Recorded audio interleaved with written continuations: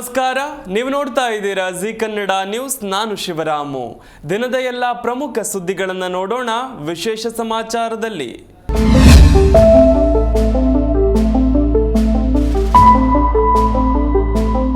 ಪ್ರಧಾನಮಂತ್ರಿ ನರೇಂದ್ರ ಮೋದಿಯವರು ಬದುಕಿರೋದು ಪ್ರಚಾರದಿಂದ. 11 ವರ್ಷ ಪೂರೈಸಿದ ಅವರ ಸರ್ಕಾರಕ್ಕೆ ಶೂನ್ಯ ಅಂಕ ಕೊಡ್ತೀನಿ ಅಂತ ಮುಖ್ಯಮಂತ್ರಿ ಸಿದ್ದರಾಮಯ್ಯ ಪ್ರತಿಕ್ರಿಯಿಸಿದ್ದಾರೆ. ಪ್ರಧಾನಿ ಮೋದಿಯವರು ಪ್ರಚಾರದಿಂದಷ್ಟೇ ಬದುಕಿದ್ದಾರೆ. ನೋಟು ಅಮಾನ್ಯೀಕರಣದಿಂದಾಗಿ ಯಾರಿಗೆ ಅನುಕೂಲವಾಗಿದೆ? ಅಚ್ಚೇ ದಿನ್ ಆಯೇಗಾ ಅಂದ್ರು. ಪ್ರತಿ ವರ್ಷ 2 ಕೋಟಿ ಉದ್ಯೋಗ ಕೊಡ್ತೀನಿ ಅಂದ್ರು. ರೈತರ ಸಮಸ್ಯೆ ಪರಿಹರಿಸ್ತೀವಿ ಅಂದ್ರು. ಇವೆಲ್ಲ ಆಗಿದೆಯಾ? ಕೊನೆಗೆ ಕೇಂದ್ರ ಸರ್ಕಾರದ ವಿರುದ್ಧ ರೈತರೇ 1 ವರ್ಷ ಕಾಲ ಚಳುವಳಿಯನ್ನು ಕೂಡ ಮಾಡಿದ್ರು ಅಂತ ಹೇಳಿದ್ದಾರೆ. ಮೋದಿಯವರು ಪ್ರಮುಖವಾಗಿ ಏನು ಹೇಳಿದ್ದಾರೋ ಅದನ್ನೇ ಮಾಡಿಲ್ಲ. ತಮ್ಮ ಸರ್ಕಾರಕ್ಕೆ 11 ವರ್ಷ ತುಂಬಿಸಿದ್ದಾರೆ ಅಷ್ಟೇ. ಮಾಧ್ಯಮಗಳು ಅವರಿಗೆ ಹೆಚ್ಚಿನ ಪ್ರಚಾರ ನೀಡ್ತಿವೆ. ಅವುಗಳ ಮೂಲಕ ಸುಳ್ಳು ವಿಚಾರಗಳಿಗೆ ಅವರು ಪ್ರಚಾರ ನೀಡ್ತಿದ್ದಾರೆ ಅಂತ ತಿಳಿಸಿದ್ರು. ನಮ್ಮ ಸರ್ಕಾರ ಗ್ಯಾರಂಟಿ ಯೋಜನೆಗಳನ್ನು ಘೋಷಣೆ ಮಾಡಿದಾಗ ಇದನ್ನ ಅನುಷ್ಠಾನ ಮಾಡಲಾಗುವುದಿಲ್ಲ, ರಾಜ್ಯ ಸರ್ಕಾರ ದಿವಾಳಿಯಾಗತ್ತೆ ಅಂದವರು ಅದನ್ನೇ ನಕಲು ಮಾಡಿ ರಾಜಸ್ಥಾನ, ಉತ್ತರ ಪ್ರದೇಶ, ದೆಹಲಿಯಲ್ಲಿ ಜಾರಿ ಮಾಡಿದ್ರು. ಗುಜರಾತ್ ಮುಖ್ಯಮಂತ್ರಿಗಳಾಗಿದ್ದ ಸಂದರ್ಭದಲ್ಲಿ 50% ತೆರಿಗೆ ಹಂಚಿಕೆ ಮಾಡಿ ಅಂತ ಕೇಂದ್ರ ಸರ್ಕಾರವನ್ನ ಮೋದಿ ಒತ್ತಾಯಿಸಿದ್ರು. ಆದ್ರೆ ಅವರೇ ಪ್ರಧಾನಿಗಳಾದಾಗ ಏನ್ ಮಾಡಿದ್ರು? ನಿರ್ಮಲಾ ಸೀತಾರಾಮನ್ ಅವರು 5,300 ಕೋಟಿ ರೂಪಾಯಿಗಳನ್ನ ರಾಜ್ಯಕ್ಕೆ ಕೊಡೋದಾಗಿ ಘೋಷಿಸಿ ಕೊಡ್ಲಿಲ್ಲ. 15ನೇ ಹಣಕಾಸು ಆಯೋಗದವರು ಕರ್ನಾಟಕಕ್ಕೆ 11,495 ಕೋಟಿ ರೂಪಾಯಿ ಕೊಡಬೇಕು ಅಂತ ಶಿಫಾರಸು ಮಾಡಿದ್ರು, ಕೊಡ್ಲಿಲ್ಲ. ರಾಜ್ಯ ಬಿಜೆಪಿ ಕೇಂದ್ರ ಸರ್ಕಾರದಿಂದ ಕರ್ನಾಟಕಕ್ಕೆ ಆಗ್ತಿರೋ ಅನ್ಯಾಯಗಳನ್ನ ಪ್ರಶ್ನೆ ಮಾಡೋದನ್ನ ಬಿಟ್ಟು ಅಪಪ್ರಚಾರ ಮಾಡ್ತಿದೆ ಅಂತ ಕಿಡಿಕಾರಿದ್ರು.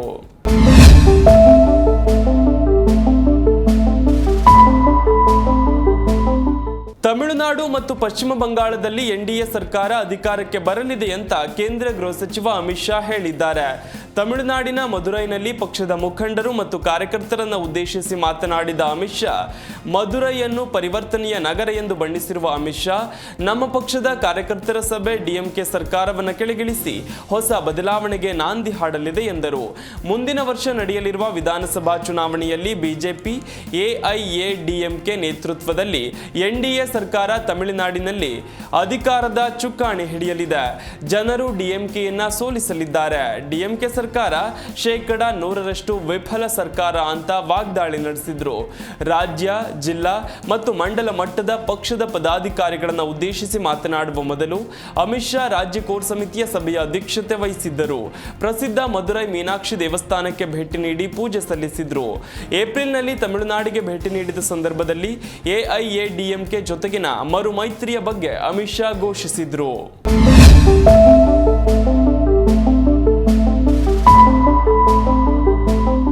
ಮಂಗಳೂರು ನಗರದ ಬಜ್ಪೆ ಬಳಿ ನಡೆದ ಹಿಂದೂ ಕಾರ್ಯಕರ್ತ ಸುಹಾಸ್ ಶೆಟ್ಟಿ ಕೊಲೆ ಪ್ರಕರಣವನ್ನ ಎನ್ಐಎ ತನಿಖೆಗೆ ವಹಿಸಿ ಆದೇಶ ಹೊರಡಿಸಲಾಗಿದೆ. ಸುಹಾಸ್ ಶೆಟ್ಟಿ ಕೊಲೆ ಕೇಸ್ ರಾಜ್ಯಾದ್ಯಂತ ಸದ್ದು ಮಾಡಿತ್ತು. ಈ ಪ್ರಕರಣದ ತನಿಖೆಯನ್ನ ಎನ್ಐಎಗೆ ವಹಿಸುವಂತೆ ಬಿಜೆಪಿ ನಾಯಕರು ಸೇರಿದ ಹಾಗೆ ಹಿಂದೂ ಕಾರ್ಯಕರ್ತರು ಆಗ್ರಹಿಸಿದ್ದರು. ಈ ಬೆನ್ನಲ್ಲೇ ಸುಹಾಸ್ ಶೆಟ್ಟಿ ಕೊಲೆ ಪ್ರಕರಣವನ್ನ ರಾಜ್ಯ ಗೃಹ ಸಚಿವಾಲಯ ರಾಷ್ಟ್ರೀಯ ತನಿಖಾ ದಳಕ್ಕೆ ವಹಿಸಿ ಆದೇಶ ಹೊರಡಿಸಿದೆ. ಎನ್ಐಎ ಅಧಿಕಾರಿಗಳು ಪ್ರಕರಣದ ತನಿಖೆ ನಡೆಸಲಿದ್ದಾರೆ. ಸುಹಾಸ್ ಶೆಟ್ಟಿ ಕೊಲೆ ಪ್ರಕರಣದ ತನಿಖೆಯನ್ನ ರಾಷ್ಟ್ರೀಯ ತನಿಖಾ ದಳಕ್ಕೆ ವಹಿಸುವಂತೆ ರಾಜ್ಯ ಬಿಜೆಪಿ ನಿಯೋಗ ರಾಜ್ಯಪಾಲ ಥಾವರ್ ಚಂದ್ ಗೆಹ್ಲೋಟ್ ಅವರಿಗೆ ಮನವಿ ಸಲ್ಲಿಸಿತ್ತು. ಬಿಜೆಪಿ ರಾಜ್ಯಾಧ್ಯಕ್ಷ ವಿಜಯೇಂದ್ರ, ವಿಧಾನಸಭೆ ವಿಪಕ್ಷ ನಾಯಕ ಅಶೋಕ್, ಪರಿಷತ್ ವಿಪಕ್ಷ ನಾಯಕ ಛಲವಾದಿ ನಾರಾಯಣಸ್ವಾಮಿ ಹಾಗೆಯೇ ದಕ್ಷಿಣ ಕನ್ನಡ ಮತ್ತು ಉಡುಪಿ ಜಿಲ್ಲೆಯ ಬಿಜೆಪಿ ಶಾಸಕರು ರಾಜ್ಯಪಾಲರಿಗೆ 4 ಪುಟಗಳ ಲಿಖಿತ ರೂಪದಲ್ಲಿ ಮನವಿ ಸಲ್ಲಿಸಿದ್ರು. ಮೇ 1ರಂದು ರಾತ್ರಿ ಮಂಗಳೂರು ನಗರದ ಬಜ್ಪೆ ಬಳಿ ಸುಹಾಸ್ ಶೆಟ್ಟಿಯನ್ನ ತಲ್ವಾರ್ನಿಂದ ಕೊಚ್ಚಿ ಬರ್ಬರವಾಗಿ ಕೊಲೆ ಮಾಡಲಾಗಿತ್ತು.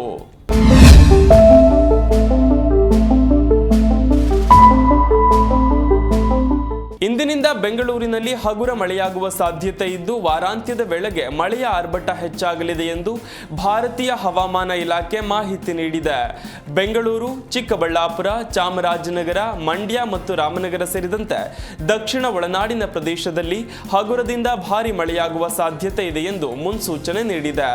ಬಳಿಕ ವಾರಾಂತ್ಯದ ವೇಳೆಗೆ ಭಾರೀ ಮಳೆಯಾಗುವ ಸಾಧ್ಯತೆಗಳಿದ್ದು ಬಿರುಗಾಳಿ ಮತ್ತು ಗುಡುಗು ಸಹಿತ ಮಳೆಯಾಗುವ ಸಾಧ್ಯತೆ ಇದೆ ಅಂತ ತಿಳಿಸಿದೆ. ನೈಋತ್ಯ ಮಾನ್ಸೂನ್ ಪ್ರಸ್ತುತ ಕರ್ನಾಟಕದ ಉತ್ತರ ಒಳನಾಡಿನಲ್ಲಿ ಸಾಮಾನ್ಯವಾಗಿ ಕಾರ್ಯನಿರ್ವಹಿಸುತ್ತಿದೆ. ಆದರೆ ಕರಾವಳಿ ಮತ್ತು ದಕ್ಷಿಣ ಒಳನಾಡಿನಲ್ಲಿ ದುರ್ಬಲವಾಗಿದೆ. ಕರಾವಳಿ ಕರ್ನಾಟಕದ ಹಲವೆಡೆ, ಉತ್ತರ ಒಳನಾಡಿನ ಕೆಲವು ಸ್ಥಳಗಳಲ್ಲಿ ಹಾಗೆಯೇ ದಕ್ಷಿಣ ಒಳನಾಡಿನಲ್ಲಿ 1 ಅಥವಾ 2 ಸ್ಥಳಗಳಲ್ಲಿ ಮಳೆಯಾಗಿದೆ.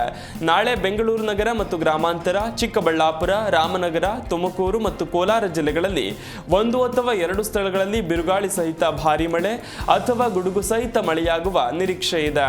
ಇನ್ನು ಚಾಮರಾಜನಗರ, ಮಂಡ್ಯ, ಚಿತ್ರದುರ್ಗ, ದಾವಣಗೆರೆ, ಶಿವಮೊಗ್ಗ, ಚಿಕ್ಕಮಗಳೂರು, ಹಾಸನ, ಮೈಸೂರು, ಕೊಡಗು, ಬಳ್ಳಾರಿ ಮತ್ತು ವಿಜಯನಗರ ಜಿಲ್ಲೆಗಳ ಹಲವೆಡೆ ಹಗುರದಿಂದ ಮಧ್ಯಮ ಮಳೆ ಅಥವಾ ಗುಡುಗು ಸಹಿತ ಮಳೆಯಾಗುವ ಸಾಧ್ಯತೆ ಇದೆ. ಕರಾವಳಿ ಕರ್ನಾಟಕದಲ್ಲಿ ಉತ್ತರ ಕನ್ನಡ, ದಕ್ಷಿಣ ಕನ್ನಡ ಮತ್ತು ಉಡುಪಿ ಜಿಲ್ಲೆಗಳಲ್ಲಿ ಕೆಲವು ಸ್ಥಳಗಳಲ್ಲಿ ಬಿರುಗಾಳಿ ಸಹಿತ ಭಾರೀ ಮಳೆಯಾಗುವ ಸಾಧ್ಯತೆ ಇದೆ. ಇನ್ನು ಬೆಳಗಾವಿ, ಧಾರವಾಡ, ಹಾವೇರಿ ಮತ್ತು ಗದಗ ಜಿಲ್ಲೆಗಳು ಸೇರಿದ ಹಾಗೆ ಉತ್ತರ ಒಳನಾಡಿನ ಪ್ರದೇಶಗಳಲ್ಲಿ ಹಗುರದಿಂದ ಸಾಧಾರಣ ಮಳೆಯಾಗುವ ಸಾಧ್ಯತೆ ಇದೆ ಅಂತ ಇಲಾಖೆ ಮುನ್ಸೂಚನೆ ನೀಡಿದೆ.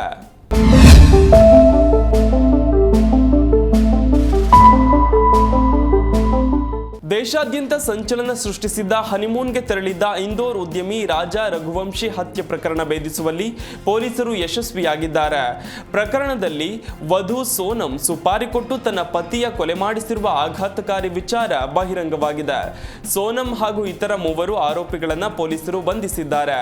ಮೇಘಾಲಯಕ್ಕೆ ಮಧುಚಂದ್ರಕ್ಕೆ ತೆರಳಿದ್ದ ರಾಜಾ ರಘುವಂಶಿ ಹಾಗೂ ಸೋನಂ ಮೇ 23ರಂದು ನಾಪತ್ತೆಯಾಗಿದ್ದರು.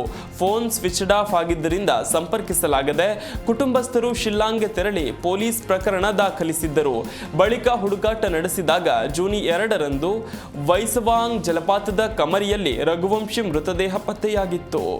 ಬಳಿಕ ಹುಡುಕಾಟ ನಡೆಸಿದಾಗ ಜೂನ್ 2ರಂದು ವೈಸವಾಂಗ್ ಜಲಪಾತದ ಕಮರಿಯಲ್ಲಿ ರಘುವಂಶಿ ಮೃತದೇಹ ಪತ್ತೆಯಾಗಿತ್ತು. ಆದರೆ ಸೋನಂ ಬಗ್ಗೆ ಯಾವುದೇ ಸುಳಿವು ಸಿಕ್ಕಿರಲಿಲ್ಲ. ಘಟನೆಗೂ ಮುನ್ನ ದಂಪತಿಯು ಒಟ್ಟಿಗೆ ಇರುವ ವಿಡಿಯೋಗಳು ಸಿಸಿಟಿವಿಯಲ್ಲಿ ಸೆರೆಯಾಗಿದ್ದವು. ಆದರೆ ರಘುವಂಶಿ ಬಳಿ ಇದ್ದ ಚಿನ್ನದ ಉಂಗುರ ಮತ್ತು ಕುತ್ತಿಗೆಯಲ್ಲಿ ಚೈನ್ ಕಾಣೆಯಾಗಿದ್ದು ಅವರನ್ನ ಕೊಲೆ ಮಾಡಲಾಗಿದೆ ಎನ್ನುವ ಅನುಮಾನ ಮೂಡಿಸಿತ್ತು. ಅಲ್ಲದೆ 1 ದಿನದ ಬಳಿಕ ಸಮೀಪದಲ್ಲೇ ರಕ್ತಸಿಕ್ತವಾಗಿದ್ದ ಮಾರಕಾಸ್ತ್ರವೂ ಕೂಡ ಕಂಡುಬಂದಿತ್ತು. ಅದಾದ 2 ದಿನಗಳ ನಂತರ ದಂಪತಿ ಬಳಸಿದ ರೇನ್ಕೋಟ್ ಅನ್ನು ಹೋಲುವಂತಹ ರೇನ್ಕೋಟ್ ಒಂದು ಮಾವ್ಕಾ ಗ್ರಾಮದಲ್ಲಿ ಪತ್ತೆಯಾಗಿತ್ತು. ಸೊಹರಾರಿಂ ಹಾಗೂ ರಘುವಂಶಿ ಶವ ಪತ್ತೆಯಾದ ಕಮರಿಯ ನಡುವಿನ ಮಧ್ಯ ದಾರಿಯಲ್ಲಿ ರೇನ್ಕೋಟ್ ಕಂಡು ಬಂದಿತ್ತು. ಇದು ಕೂಡ ಹಲವು ಅನುಮಾನಗಳಿಗೆ ಎಡೆ ಮಾಡಿಕೊಟ್ಟಿತ್ತು. ಇದಿಷ್ಟು ಈವರೆಗಿನ ಪ್ರಮುಖ ಸುದ್ದಿ. ನೋಡ್ತಾ ಇರಿ ಜಿ ಕನ್ನಡ ನ್ಯೂಸ್, ಸತ್ಯವೇ ಸುದ್ದಿಯ ಜೀವಾಳ.